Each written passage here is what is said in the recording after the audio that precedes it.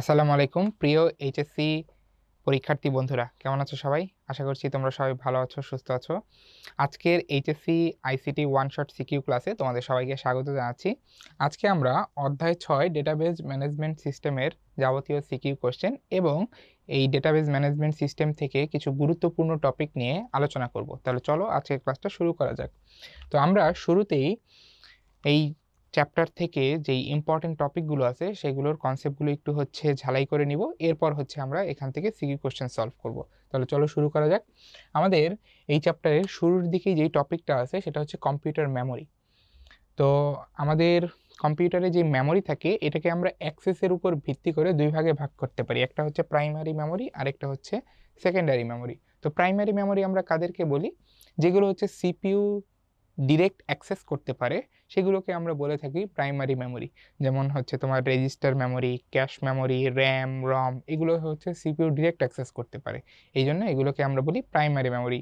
On the other hand কিছু কিছু memory আছে যেগুলো CPU first time direct access করে না।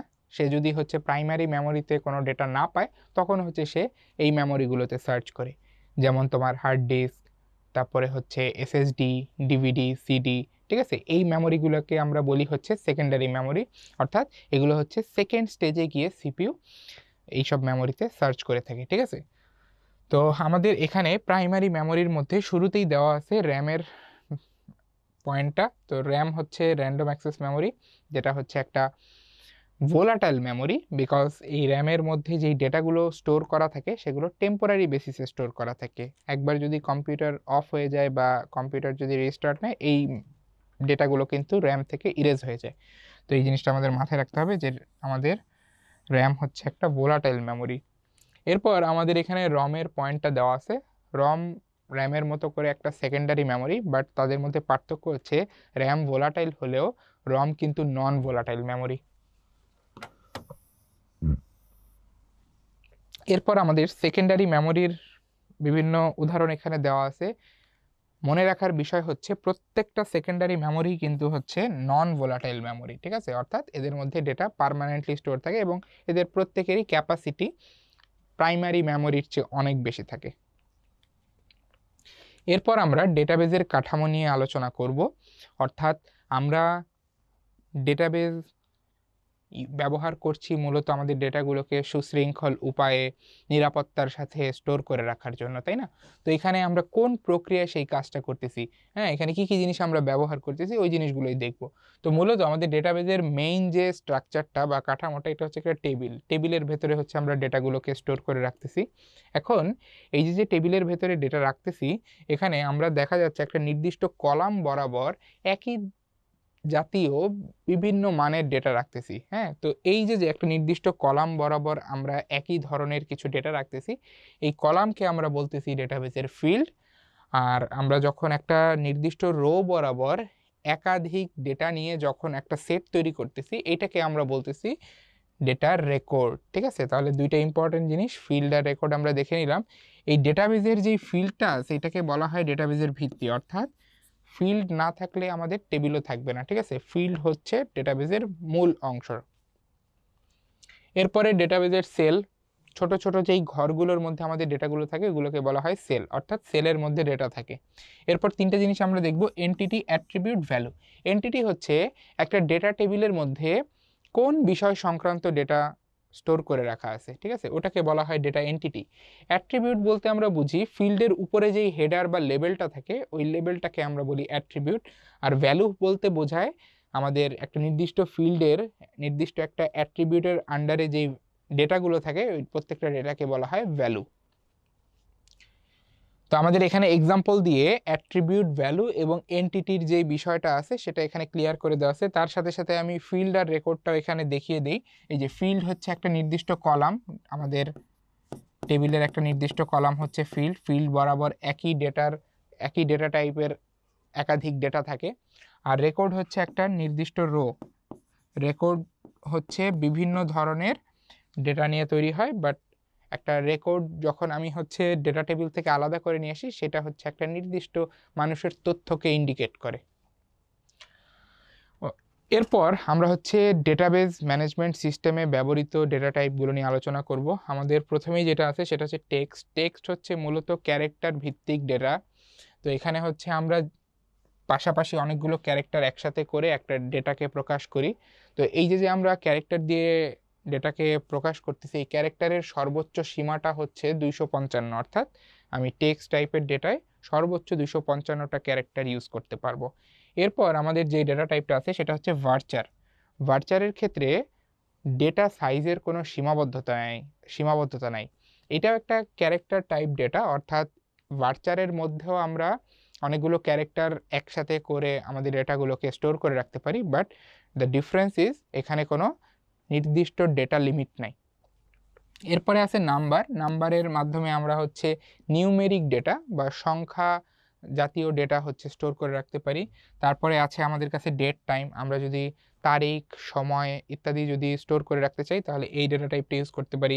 আমাদের আছে কারেন্সি। আমরা যদি মুদ্রা জাতীয় বা টাকা সংক্রান্ত, অর্থনৈতিক বিষয় সংক্রান্ত যদি তথ্য স্টোর করে রাখতে চাই তাহলে কারেন্সির আন্ডারে রাখতে পারি। এরপর একটা ইম্পর্টেন্ট ডেটা টাইপ আছে, এটাকে বলা হয় ওয়েলি অবজেক্ট। এখানে ওয়েলি বলতে বোঝানো হচ্ছে অবজেক্ট লিঙ্কিং অ্যান্ড এমবেডিং, অর্থাৎ আমরা যদি হচ্ছে ইমেজ, গ্রাফ, চার্ট, পিডিএফ এই ধরনের অবজেক্টকে যদি হচ্ছে ডেটাবেজের মধ্যে স্টোর করতে চাই তখন আমরা যেই ডেটা টাইপটা দিব সেটাই হবে ওয়েলি অবজেক্ট। অ্যান্ড লাস্টলি আমাদের যেই ডেটা টাইপটা এখানে আছে সেটা হচ্ছে হাইপারলিঙ্ক। আমরা যদি ইউআরএল বা কোনো লিঙ্ক যদি ডেটাবেজে স্টোর করে রাখতে চাই সেক্ষেত্রে আমরা এই ডেটা টাইপটা ইউজ করতে পারি। এরপর আমরা যে ইম্পর্টেন্ট টপিকটা নিয়ে আলোচনা করব সেটা হচ্ছে ডেটাবেজ ম্যানেজমেন্ট সিস্টেমের কি এর কনসেপ্ট। তো কি হচ্ছে, আমরা কোনো একটা ডেটা টেবিলের নির্দিষ্ট একটি ফিল্ড বা একাধিক ফিল্ডকে বোঝাই, ঠিক আছে। এখানে কি বিভিন্ন রকম হতে পারে।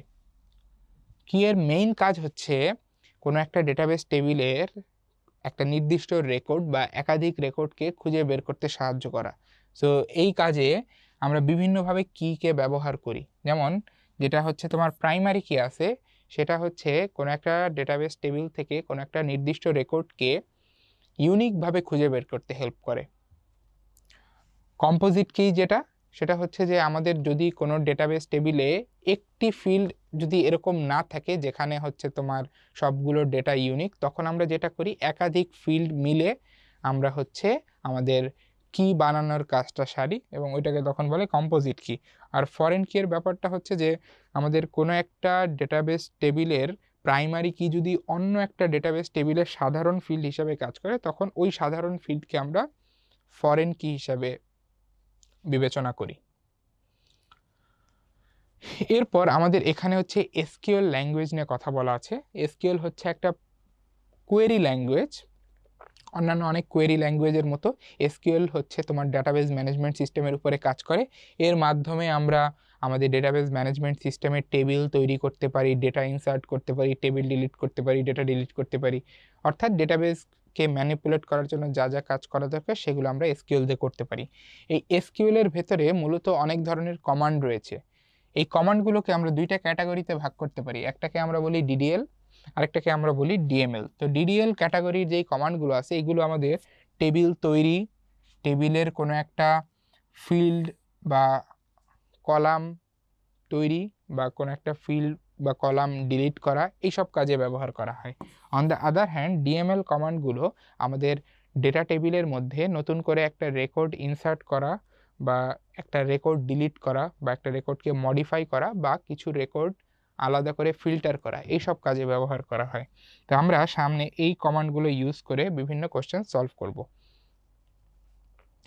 অ্যান্ড লাস্টলি আমাদের এই ডেটাবেজ ম্যানেজমেন্ট সিস্টেমের যেই টপিকটা আছে যেটা থেকে মাঝে মাঝে কোশ্চেন হয়ে থাকে সেটা হচ্ছে এই ডেটা সিকিউরিটির মধ্যে অন্তর্ভুক্ত ডেটা এনক্রিপশন। তো ডেটা এনক্রিপশন একটা কনসেপ্ট যার মাধ্যমে আমরা আমাদের এই আইসিটির ওয়ার্ল্ডে, আইসিটির জগতে ডেটার যে সিকিউরিটি বা আমাদের পার্সোনাল লেভেলে যদি চিন্তা করি, ইউজার হিসেবে আমি যে একজন আরেকজনের সাথে কথা বলতেছি, এখানে আমার যে নিরাপত্তা, ব্যক্তিগত নিরাপত্তা, এটা নিশ্চিত করার কাজে ব্যবহার করা হয়। আমি যখন কাউকে মেসেজ পাঠাবো সেই মেসেজটা যদি অন্য কেউ পড়ে ফেলে এটা কিন্তু আমার জন্য একটা ব্যক্তিগত নিরাপত্তার ক্ষেত্রে ঝুঁকি হিসেবে কাজ করবে। সো আমি এটা চাই না যে আমার পাঠানো মেসেজ অন্য কেউ দেখে ফেলুক। সো এই ঝুঁকি থেকে আমি নিজেকে বিরত রাখতে পারি ডেটা এনক্রিপশন করার মাধ্যমে। ডেটা এনক্রিপশন বেসিক্যালি যেটা করে, কোনো একটা মেসেজকে অর্থাৎ কোনো একটা প্লেইন টেক্সটকে একটা নির্দিষ্ট অ্যালগোরিদমের উপর ভিত্তি করে সে এমনভাবে পরিবর্তন করে, এই অ্যালগোরিদমটাকে আমরা এনক্রিপশন বলি বা এই প্রসেসটাকে আমরা এনক্রিপশন বলি, যেখানে কোনো একটা প্লেইন মেসেজ, লেটস সে মেসেজটা হচ্ছে হাই, যেটা দেখে বোঝা যাচ্ছে যে আমি কাউকে হাই বলার চেষ্টা করতেছি, এটাকে এনক্রিপশন প্রসেসের মাধ্যমে আমি এমনভাবে চেঞ্জ করব, লেটস সে আমি এটাকে করে ফেললাম আইজে, তাহলে আমার অ্যাকচুয়াল মেসেজ ছিল হাই হাই, এটাকে আমি চেঞ্জ করে ফেললাম আইজে। তো এই যে আমি আমার মেসেজটাকে আনরিডেবল করে ফেললাম, মানে এমন একটা মেসেজে রূপান্তর করলাম যেটা পরে কিছু বোঝা যাচ্ছে না, এটাকে বলা হয় সাইফার টেক্সট। তো এই প্লেইন টেক্সট থেকে সাইফার টেক্সট রূপান্তরের যে প্রক্রিয়া, এটাকে বলা হয় এনক্রিপশন। তো এনক্রিপশন করার সময় আমরা হচ্ছে একটা সিক্রেট কি ব্যবহার করি, যার মাধ্যমে আমরা প্লেইন টেক্সট থেকে সাইফার টেক্সট, আবার সাইফার টেক্সট থেকে প্লেইন টেক্সট ফেরত পেতে পারি। সো এই সিক্রেট কিটা শুধুমাত্র আমি এবং যাকে ডাটা পাঠাচ্ছি সেই শুধুমাত্র জানে। তো এইভাবে আমাদের ডেটার নিরাপত্তা নিশ্চিত করা হয়ে থাকে। আমাদের ডেটা এনক্রিপশন দুইভাবে করা হয়, একটা হচ্ছে সিমেট্রিক এনক্রিপশন, একটা হচ্ছে এসিমেট্রিক এনক্রিপশন। সিমেট্রিক এনক্রিপশনে যে ডেটা পাঠায় আর যে ডেটা রিসিভ করে দুইজন একই সিক্রেট কি ব্যবহার করে, আর এসিমেট্রিক এনক্রিপশনে যে ডেটা পাঠায় সে একটা পাবলিক কি ব্যবহার করে, আর যে ডেটা রিসিভ করে সে একটা প্রাইভেট কি ব্যবহার করে। ওকে, তো এই ছিল আমাদের ডেটাবেস ম্যানেজমেন্ট সিস্টেমের গুরুত্বপূর্ণ টপিকগুলোর একটা ওভারভিউ। এখন আমরা এই কনসেপ্টগুলো কাজে লাগিয়ে কিছু কোশ্চেন সলভ করব। তো আমরা শুরু করছি রাজশাহী বোর্ডের এই কোশ্চেনটা দিয়ে, যেখানে উদ্দীপকে আমাদেরকে দুইটা টেবিল দেওয়া আছে এবং গ নম্বর কোশ্চেনে বলা হচ্ছে টেবিল 2-এ ডেট নামে নতুন একটি ফিল্ড সংযোজনের প্রক্রিয়া ব্যাখ্যা করো। তাহলে আমরা চলে যাই টেবিল 2-এ। টেবিল 2-এ গিয়ে আমরা দেখতে পাচ্ছি এখানে অলরেডি 3টা ফিল্ড আছে। হ্যাঁ, অলরেডি 3টা ফিল্ড আছে। আমাদেরকে কি করতে হবে, ডেট নামে নতুন একটা ফিল্ড অ্যাড করতে হবে, অর্থাৎ এখানে আমাদেরকে হচ্ছে টেবিলটাকে অল্টার করতে হবে, অর্থাৎ ডিডিএল কমান্ডের প্রয়োগ করতে হবে। তাহলে চলো আমরা শুরু করি। তাহলে আমরা চলে গেলাম গ নম্বরের সলিউশনে। আমরা যেটা করব, আমরা হচ্ছে অল্টার কমান্ড ইউজ করব। তাহলে আমি লিখে ফেলতেছি। অল্টার কমান্ড ব্যবহার করার যে নিয়ম, সেটা হচ্ছে প্রথমে অল্টার ওয়ার্ডটা লিখতে হয়, এরপর আমাদেরকে হচ্ছে টেবিল ওয়ার্ডটা লিখতে হয়, এরপর আমাদের টেবিলের নামটা লিখতে হয়। এখানে টেবিলের নামটা দেওয়া আছে টেবিল 2।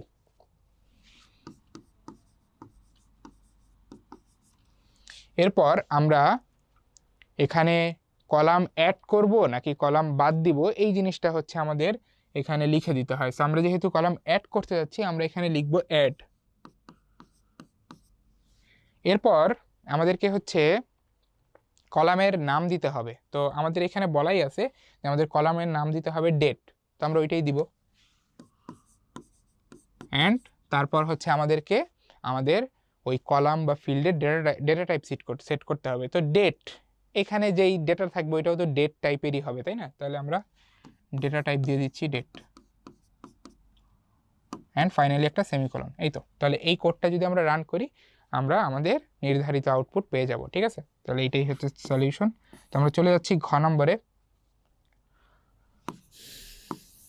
তো ঘ নম্বরে আমাদের যেটা বলা হচ্ছে, উদ্দীপকের টেবিল 1-এর তৃতীয় ফিল্ডকে ঊর্ধ্বক্রম অনুসারে সাজানোর ধাপ বিশ্লেষণ করো। তাহলে আমরা টেবিল 1-এ চলে যাই সরাসরি। এই যে টেবিল 1, তো টেবিল 1-এর তৃতীয় ফিল্ড, টেবিল 1-এর তৃতীয় ফিল্ডে যাই। এই যে এটা হচ্ছে আমাদের টেবিল 1-এর তৃতীয় ফিল্ড। এই তৃতীয় ফিল্ডে যেই ভ্যালুগুলো আছে, এইগুলোর উপর ভিত্তি করে আমাদেরকে কি করতে হবে, আমাদের রেকর্ডগুলোকে ঊর্ধ্বক্রমে সাজাতে হবে, অর্থাৎ যার জন্মসাল আগে তারটা উপরে, যার জন্মসাল পরে তারটা নিচে আসবে। ঠিক আছে, তাহলে এইভাবে হচ্ছে আমরা ঊর্ধ্বক্রমে সাজাবো। তাহলে আমরা যদি সাজাই, বলতো কারটা উপরে আসবে? এই যে আমাদের 1995, এটা হচ্ছে আগে জন্মসাল, তাহলে এটা হচ্ছে উপরে আসবে। তারপর 1996, এটা হচ্ছে দ্বিতীয় অবস্থানে আসবে। আর 1997 সবচেয়ে তোমার পরে হচ্ছে এই জন্মসালটা, তাহলে এইটা হচ্ছে কি হবে, সবার নিচে আসবে, তাই না? ওকে, তাহলে এই হচ্ছে আমাদের অর্ডারিংটা, অর্থাৎ আমরা সর্টিং যদি করি, ডেট অফ বার্থের উপর ভিত্তি করে যদি আমরা ঊর্ধ্বক্রম অনুসারে সাজাই তাহলে এইটা সবার উপরে, এইটা মাঝখানে, এটা হচ্ছে লাস্টে, মানে যেটা লাস্টে আছে লাস্টেই থাকবে। ওকে, এখন এই কাজটা করার জন্য আমাদের কোন কোডটা লিখতে হবে? এটা তো এমনি এমনি হবে না, কোড লিখতে হবে, এসকিউএল কোড। তো আমরা হচ্ছে সেই এসকিউএল কোডটা একটু লেখার চেষ্টা করে ফেলি। তো বুঝতেই পারতেছো এখানে হচ্ছে আমাদের অর্ডার বাই এই কমান্ডটা ইউজ করতে হবে। কিভাবে করতে হবে আমি একটু যদি একটা একটা করে দেখাই। আমি যেই সিকোয়েন্সে এসকিউএল কোড এক্সিকিউট করে ওই সিকোয়েন্সে এই কোডটা এখানে লিখবো। তোমরা চাইলে আগে একদম শুরু থেকে লিখতে পারো, সমস্যা নেই। তো আমি যেটা করব সেটা হচ্ছে আমি যে প্রথমেই বলে দিব যে আমার কোন টেবিল থেকে ডেটাগুলোকে কালেক্ট করতে হবে। হ্যাঁ, এটা বলে দিব এসকিউএল কমান্ডে লেখার সময়। আমি এই যে ফ্রম, এরপর বলে দিব টেবিল 1, অর্থাৎ টেবিল 1 থেকে আমি রেকর্ড কালেক্ট করতে বলতেছি। আচ্ছা, বললাম। এরপর আমি যেটা বলবো সেটা হচ্ছে যে ডেটাগুলো কালেক্ট করার পর, রেকর্ডগুলো কালেক্ট করার পর সে যেন এটাকে সাজায়। তাহলে যে আমি বলতেছি অর্ডার বাই, অর্থাৎ আমি সাজাতে বলতেছি। কিসের উপর ভিত্তি করে সাজাবে? ডেট অফ বার্থ, এই ফিল্ডের উপর ভিত্তি করে সাজাবে। তাহলে যে আমি এখানে দিয়ে দিচ্ছি ডেট অফ বার্থ ফিল্ডের নাম। এখন এখানে তো স্পেস আছে, স্পেস কিন্তু এসকিউএলে দেওয়া যায় না, তো এই জন্য তোমাকে এই জিনিসটাকে একটা থার্ড ব্র্যাকেটের ভেতর ঢুকাই দিতে হবে, ঠিক আছে? তাহলে order by date of birth, অর্থাৎ ডেট অফ বার্থ যেই ফিল্ডটা আছে এটার উপর ভিত্তি করে আমি সাজাতে চাই। কিভাবে সাজাতে চাই? আমি ঊর্ধ্বক্রম অনুসারে সাজাতে চাই। তাহলে এই যে এখানে একটা কিওয়ার্ড দিব এএসসি, এটা দিলে কি হবে? আমার সর্টিংটা হবে ঊর্ধ্বক্রম অনুসারে, ঠিক আছে? আচ্ছা, আমাদের কোড কিন্তু শেষ হয় নাই। আমরা জাস্ট এইটুকু লজিক দিছি যে কোথা থেকে ডাটা নিতে হবে, কিভাবে সাজাতে হবে, সাজানোর পর কি দেখাবে এটা তো বলি নাই। এই যে এটা হচ্ছে আমরা একদম উপরে বলে দিব। আমরা বলবো সিলেক্ট, অর্থাৎ তুমি সাজানোর পর সেই সকল ফিল্ডের ভ্যালু দেখাবা, যেই সকল ফিল্ডের ভ্যালু আমি এখানে বলে দিব। তা আমাদের এখানে আলাদা হয়ে কিছু বলা নেই। তাহলে আমরা কি করব? আমরা সবগুলো ফিল্ডের ভ্যালু দেখানোর জন্য এখানে এই যে কোডটা লিখবো, অর্থাৎ সিলেক্ট অল। তাহলে সবগুলো কলামের ভ্যালু দেখাবে। শেষ। তাহলে এই যে আমাদের ঘ নম্বরের সলিউশন কিন্তু এখানে লেখা হয়ে গেছে, ঠিক আছে? ওকে, আমরা চলে যাচ্ছি আমাদের নেক্সট কোশ্চেনে। এখানে আমাদের একটাই টেবিল দেওয়া আছে, যেই টেবিলের ভেতরে তুমি যদি খেয়াল করো 4টা ফিল্ড আছে, ID, salary, J date, photo. J date হয়তোবা জয়নিং ডেট মিন করতেছে। তো আমি টেবিলটা দেখে যেটা ফিল করতেছি এটা হচ্ছে কোনো একটা কোম্পানির এমপ্লয়ি টেবিল, ঠিক আছে? তো আমাদের কোশ্চেনে বলা হয়েছে এই টেবিলটা তৈরির জন্য এসকিউএল কমান্ড লিখো। তাহলে চলো শুরু করি। তো আমাদের এখানে কোন কমান্ডটা ইউজ করতে হবে? মেইনলি কোন কমান্ডটা ইউজ করতে হবে? যেহেতু আমরা টেবিল বানাতে চাই আমাদেরকে ক্রিয়েট কমান্ড ইউজ করতে হবে, ডিডিএল কমান্ড, ঠিক আছে? আমরা শুরু করি। ক্রিয়েট কমান্ড যেন কিভাবে লিখতে হয়, এই যে প্রথমে দিতে হয় ক্রিয়েট ওয়ার্ড, এরপরে টেবিল ওয়ার্ডটা লিখতে হয়, এরপরে টেবিলের একটা সুন্দর নাম দিতে হয়। তো আমরা এই টেবিলের জন্য নামটা দিচ্ছি ধরো এমপ্লয়ি। এরপর আমাদের ফার্স্ট ব্র্যাকেট ওপেন করতে হবে এবং এখানে হচ্ছে কলাম বাই কলাম আমাদের কাজটা করতে হবে, ঠিক আছে? তো আমরা প্রথম যে কলামটা তৈরি করব এটার নামটা হবে কি? আইডি, তাই না? তাহলে আমরা এই যে কলামের নাম এখানে দিচ্ছি আইডি। এরপর আমাদের কি বলতে হয়? Data type. তো ডেটা টাইপটা হচ্ছে আমরা এখানে দিব নাম্বার। এরপর আমরা আরেকটা জিনিস এক্সট্রা লিখবো, সেটা হচ্ছে এই আইডি কলামটাকে আমরা প্রাইমারি কি হিসেবে সেট করতে চাই। এই জন্য এখানে প্রাইমারি কি এই ওয়ার্ডটা লিখে দিব। ওকে, তাহলে শেষ, আমাদের প্রথম কলাম বানানোর কাজ শেষ। আমরা চলে যাচ্ছি সেকেন্ড কলাম স্যালারি। তাহলে যে স্যালারি কলামের নামটা এইভাবে হবে। এরপর এটার ডেটা টাইপ আমি নাম্বারই দিতে চাচ্ছি, তোমরা চাইলে কারেন্সি দিতে পারো। ওকে, এরপরেরটা হচ্ছে আমাদের জে ডেট। তাহলে নামটা দিচ্ছি জে ডেট, টাইপটা দিব ডেট। ওকে, এরপরে আছে ফটো, নাম ফটোই থাকবে আর টাইপটা দিলাম ওয়েলি অবজেক্ট। ওকে, শেষ। তাহলে আমরা ফার্স্ট ব্র্যাকেট ক্লোজ করে দিচ্ছি এবং একটা সেমিকোলন দিচ্ছি, শেষ। তাহলে এই কোডটা রান করলে আমাদের এই টেবিলটা তৈরি হয়ে যাবে, ঠিক আছে? ওকে, আমরা চলে যাচ্ছি পরের সিকিউ কোশ্চেনে। এখানে আমাদেরকে দুইটা টেবিল দেওয়া আছে পাশাপাশি। আমাদের গ নম্বর কোশ্চেনে বলা হয়েছে উদ্দীপকের আলোকে টেবিল 1-এর ফিল্ডগুলোর ডেটা টাইপ বর্ণনা করো। তাহলে আমাদের টেবিল 1-এর প্রত্যেকটা ফিল্ড ধরে ধরে ডেটা টাইপ লিখতে হবে, ঠিক আছে? তাহলে চলো শুরু করি, এটা খুবই সহজ কোশ্চেন। আমরা প্রথমে দেখতে পাচ্ছি আমাদের প্রথম কলামটা হচ্ছে রোল। তাহলে এখানে কি ডেটা থাকবে? নাম্বার টাইপের ডেটা থাকবে। খুব ইজি। এরপরে নেমের ভেতরে কি ডেটা থাকবে? টেক্সট। এরপরে ডেট অফ বার্থের ভেতরে কি থাকবে? ডেট। এরপরে ক্লাসের ভেতরে কি থাকবে? টেক্সট।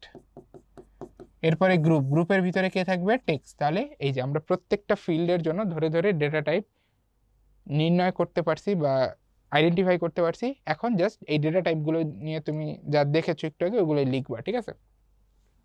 ওকে, তাহলে আমরা পরের কোশ্চেন ঘ নম্বরে চলে যাচ্ছি। এখানে বলতেছে এই যে দুইটা টেবিল দেওয়া আছে, এই দুইটা টেবিলের মধ্যে সম্পর্ক স্থাপন সম্ভব কিনা, ঠিক আছে? যদি সম্ভব হয় সেটা কিভাবে সম্ভব এবং কি ধরনের সম্পর্ক হবে এই জিনিসগুলো লিখতে হবে। তো তোমাদেরকে এটা আমি অলরেডি বলেছি যে তুমি যদি হচ্ছে দুইটা টেবিল পাশাপাশি দেখতে পাও এবং তাদের মধ্যে সম্পর্ক কি ধরনের সেটা যদি বের করতে চাও, তাহলে তোমাকে ফার্স্ট অফ অল যেটা করতে হবে, এই দুইটা টেবিলের মধ্যে কমন কলাম কোনটা সেটা আইডেন্টিফাই করতে হবে। আমি এখানে দেখতে পাচ্ছি আমাদের বাম পাশের টেবিলে রোল নামের একটা কলাম আছে, একইভাবে ডান পাশের টেবিলেও রোল নামের একটা কলাম আছে। তাহলে আমাদের কাজ হবে এই দুইটা কলামের মধ্যে এখন একটা ম্যাপিং করা, রেকর্ডগুলোর মধ্যে ম্যাপিং করা। তাহলে চলো শুরু করি। আমরা দেখতে পাচ্ছি বাম পাশের টেবিলে 101 রোল নাম্বার একবার আছে, ডান পাশের টেবিলেও 101 রোল নাম্বার একবারই আছে। তাহলে এই যে একটা 1-to-1 ম্যাপিং। বাম পাশে 102 একবার, ডান পাশে 102 একবার, বাম পাশে 103 একবার, ডান পাশে 103 একবার, বাম পাশে 104, 105 একবার, ডান পাশে 104, 105 একবার। তার মানে এটা খুবই সিম্পল, এটা হচ্ছে ভাইয়া একটা 1-to-1। আচ্ছা, এখন তোমাকে এইটুকু লিখলেই হবে না, বলতে হবে কেন 1-to-1। তুমি বলবা যে দুইটা টেবিলের মধ্যে আমরা যে কমন কলামটা পেয়েছিলাম রোল, এই দুইটা কলামই দুইটা টেবিলে তাদের আলাদা আলাদা আলাদা টেবিলে প্রাইমারি কি হিসাবে কাজ করতেছে। আর আমরা জানি দুইটা প্রাইমারি কি এর মধ্যে যখন রিলেশনশিপ তৈরি হয় সেটা হয় 1-to-1 রিলেশনশিপ। সো আমরা এই জন্য এখানে একটা 1-to-1 রিলেশনশিপ পেয়েছি। ওকে, আমাদের পরবর্তী প্রশ্নটা একটা টেস্টের প্রশ্ন, একটা কলেজের টেস্টের প্রশ্ন। এখানে আমাদের একটা টেবিল দেওয়া আছে, টেবিলটার নাম হচ্ছে পেশেন্ট রেকর্ড।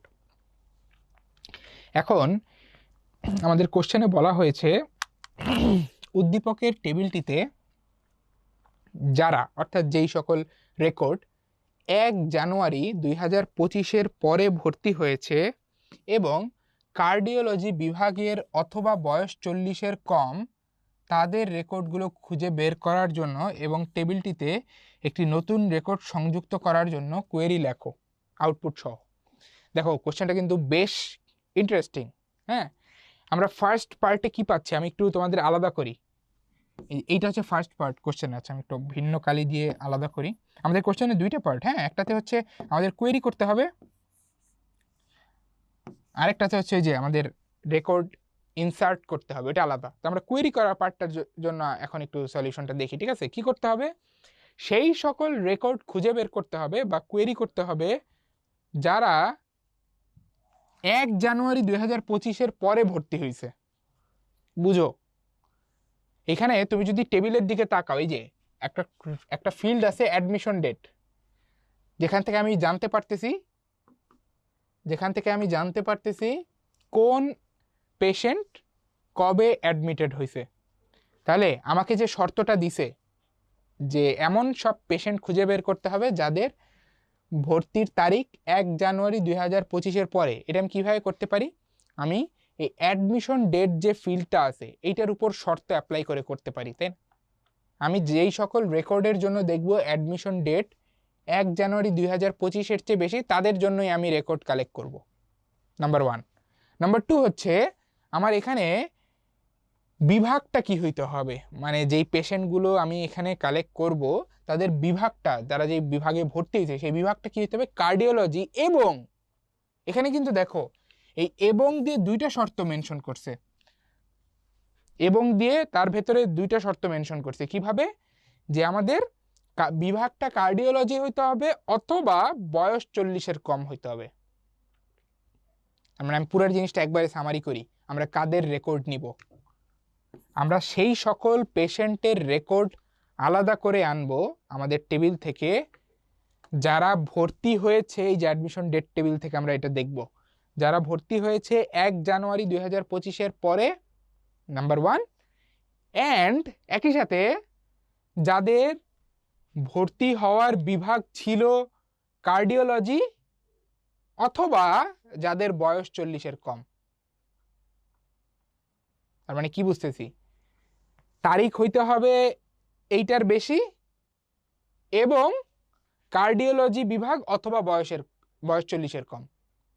ঠিক আছে, তার মানে এখানে কিন্তু একটা কমপ্লেক্স কোয়েরি আমাদের মোটামুটি ফিগার আউট করতে হবে। ঠিক আছে, তো চলো এখন আমরা আমরা কোয়েরিটা লিখি। তো এখানে আমরা কোয়েরি করে ডিসপ্লে করব, তাই না? তাহলে আমি বুঝতেই পারছি সিলেক্ট কমান্ডটা আমাদের ইউজ করতে হবে। তো আমি সিলেক্ট কমান্ডটা সবসময় পরে লিখি, ঠিক আছে, মানে আমাদের যা যা দেখাইতে হবে এগুলো পরে লিখি, আগে আমরা আসল জিনিস লিখি। তো আমি যে ফ্রম মানে কোন টেবিল থেকে আমরা রেকর্ডগুলো কালেক্ট করব, ফ্রম এই যে টেবিলের নাম দেওয়া আছে আমাদের পেশেন্ট আন্ডারস্কোর রেকর্ড, আমি টেবিলের নামটা লিখি।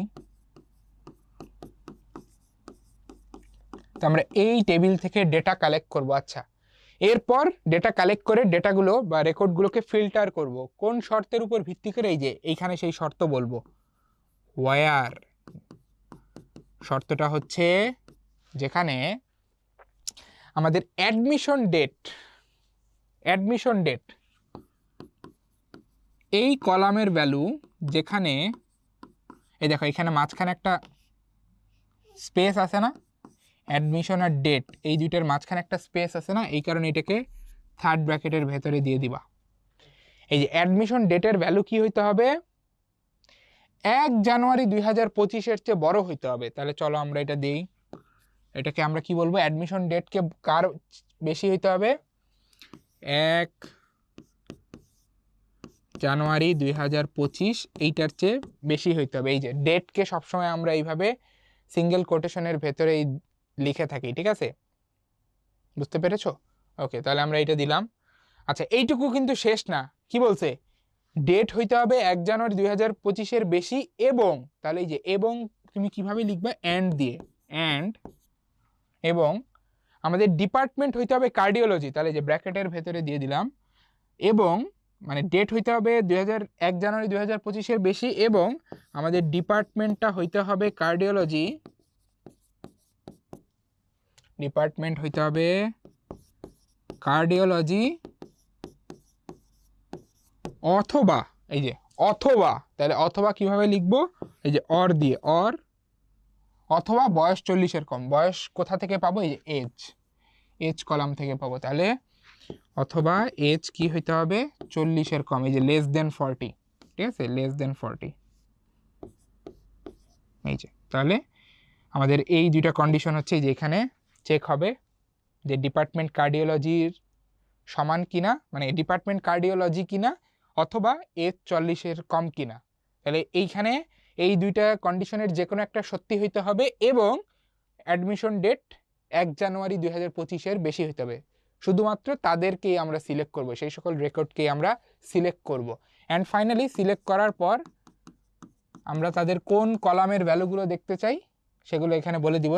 তো আমি সবগুলোই দেখতে চাই, এই কারণে আমি বলে দিচ্ছি সিলেক্ট অল, শেষ। তাহলে এই হচ্ছে আমার এই প্রথম পার্টের সলিউশন, প্রথম পার্টের জন্য এটা হচ্ছে আমার কমপ্লিট সলিউশন। ওকে, তাহলে আমরা চলে যাচ্ছি আমাদের নেক্সট পার্টে। কি বলছে, টেবিলটিতে একটি নতুন করে রেকর্ড সংযুক্ত করতে হবে। এটা তো সহজ, টেবিলে নতুন রেকর্ড সংযুক্ত করবা। তাহলে টেবিলে কিভাবে নতুন রেকর্ড অ্যাড করতে পারি, তোমাদের আশা করি মনে আছে, ইনসার্ট ইনটু,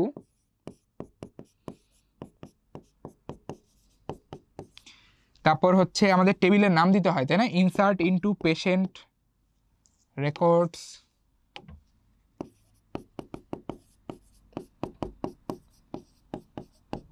তারপর হচ্ছে ব্র্যাকেটে আমাদের প্রত্যেকটা কলামের নাম দিতে হয়, পেশেন্ট আইডি প্রথম কলামের নাম,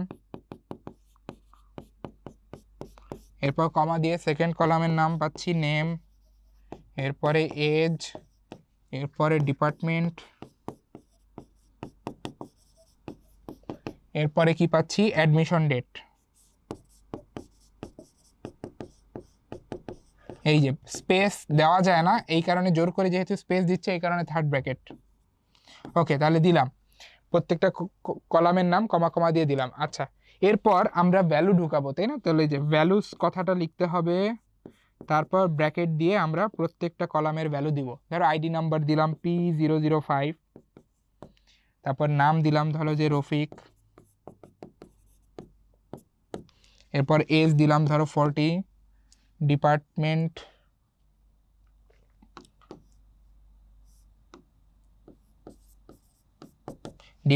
ধরো দিলাম কার্ডিওলজি, এরপর অ্যাডমিশন ডেট দিলাম ধরো 5/5/2025 শেষ। এই যে তাহলে এইভাবে আমরা নতুন একটা রেকর্ড ইনসার্ট করে দিতে পারবো, ঠিক আছে। ওকে, তাহলে এই ছিল আমাদের কমপ্লিট সলিউশন। আমরা তাহলে পরবর্তী কোশ্চেনে মুভ করি। আমাদের পরের কোশ্চেনে আমরা দেখতে পাচ্ছি দুইটা টেবিল দেওয়া আছে আমাদেরকে। কোশ্চেনে বলা হয়েছে উদ্দীপকের টেবিল ইনফো তৈরি করার জন্য এসকিউএল কমান্ড লেখো। তাহলে আমরা চলে যাই টেবিল ইনফোতে। কোথায় টেবিল ইনফো আছে? এই যে এইখানে হচ্ছে আমাদের টেবিল ইনফো আছে। এই যে এই টেবিলটার নাম হচ্ছে টেবিল ইনফো, মানে ইনফো নামের একটা টেবিল। তো এইখানে আমাদের এই টেবিলটা বানাতে হবে, বুঝতে পারছো? তো বানানোর জন্য তুমি কি করবা বলো তো? তুমি দেখবা এখানে কি কি কলাম আছে। এই যে এমপ্লয়ি আইডি একটা কলাম আছে, নেম, ডিওবি, টেলিফোন। তাহলে এই কলামগুলো আমাদের একটা একটা করে বানাতে হবে। তাহলে চলো শুরু করে দেই। আমরা প্রথমে লিখব ক্রিয়েট, এরপরে লিখব টেবিল, এরপরে আমরা টেবিলের নাম দিব, যেমনটা আমাদের কোশ্চেনে দেওয়া ছিল ইনফো, ওরকমটাই দিব। ওকে, তারপর আমাদের ফার্স্ট ব্র্যাকেট ওপেন করতে হবে। এরপর একটা একটা করে আমরা আমাদের কলাম ক্রিয়েট করব। আমরা প্রথমে দিব এমপ্লয়ি আইডি, এইটার ডেটা টাইপ দিলাম নাম্বার, আর এটাকে প্রাইমারি কি বানাই দিলাম। ওকে, এরপরে আমাদের নেক্সট কলামটা হচ্ছে নেম, এইটার ডেটা টাইপ দিলাম টেক্সট। নেক্সট হচ্ছে ডিওবি, এটার ডেটা টাইপ দিলাম ডেট। নেক্সট হচ্ছে টেলিফোন,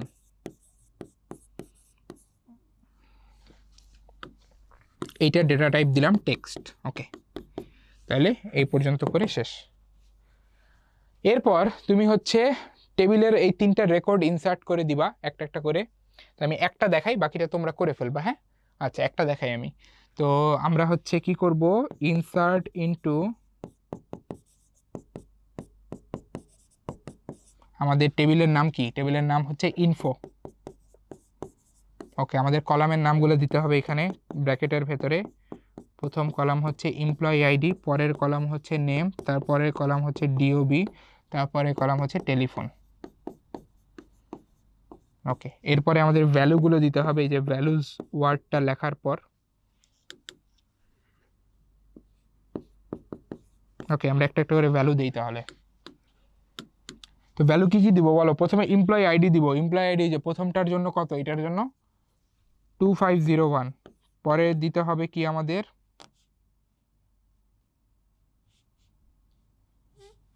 2501। এরপর দিতে হবে নেম, নেম কি? আবিদ। এরপরে ডেট অফ বার্থ 1/1/1999। এরপর টেলিফোন নাম্বারটা দিয়ে দিবা 48957101। ওকে, শেষ।